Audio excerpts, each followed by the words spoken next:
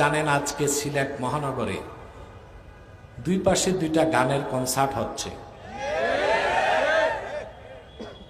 আর এখানে আল্লাহর কোরআনের মাহফিল হচ্ছে।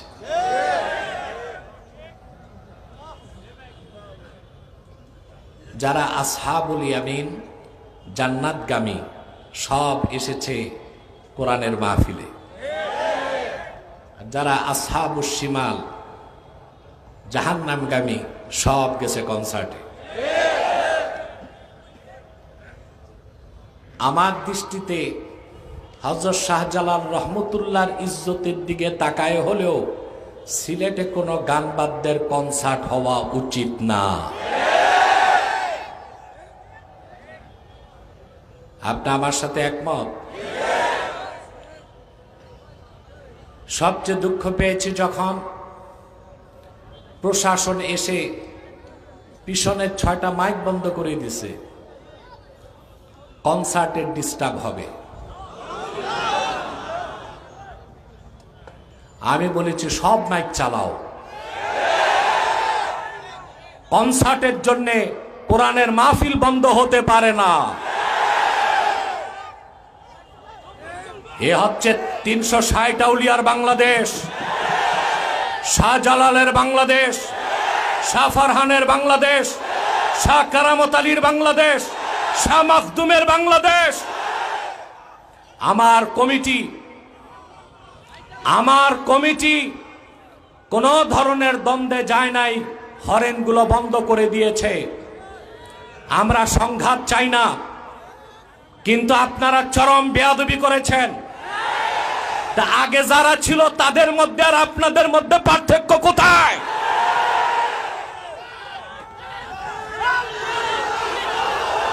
দেশটাকে বলছি, কারা এসে সম্মেলনের মাইক বন্ধ করেছে তাদেরকে সকস করুন, উপযুক্ত শাস্তির ব্যবস্থা করুন। বাংলাদেশের মানুষ এইরকম ন্যাক্কারজনক দৃষ্টতা মেনে নিবে না ভবিষ্যতে আরেকবার।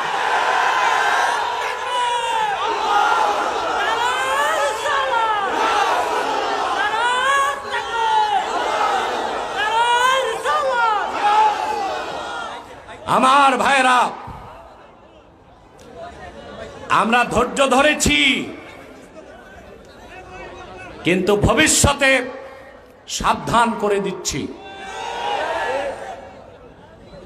সম্মানিত সুধী,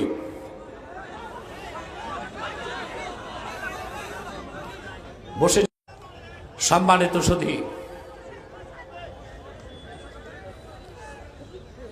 আপনারা যা এসেছেন এখানে আসার পেছনে পার্থিব জাগতিক কোনো স্বার্থ আছে? আমরা এসেছি আল্লাহ তার হাবিবের রেজামন্দি হাসিল করার জন্য, অন্য কোনো উদ্দেশ্য আমাদের। এখানে এসেছেন প্রতি শ্বাসে 10টি নেকি পাচ্ছেন, আলহামদুলিল্লাহ বলেন।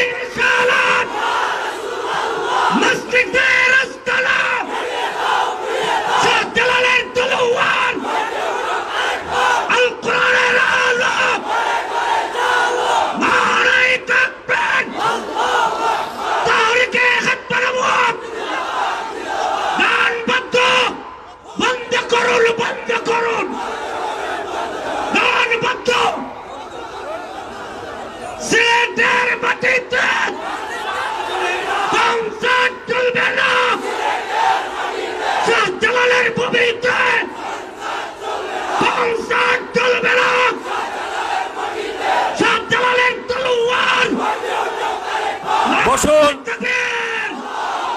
বসুন।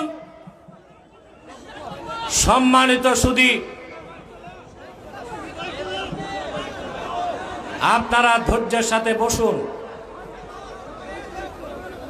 যান।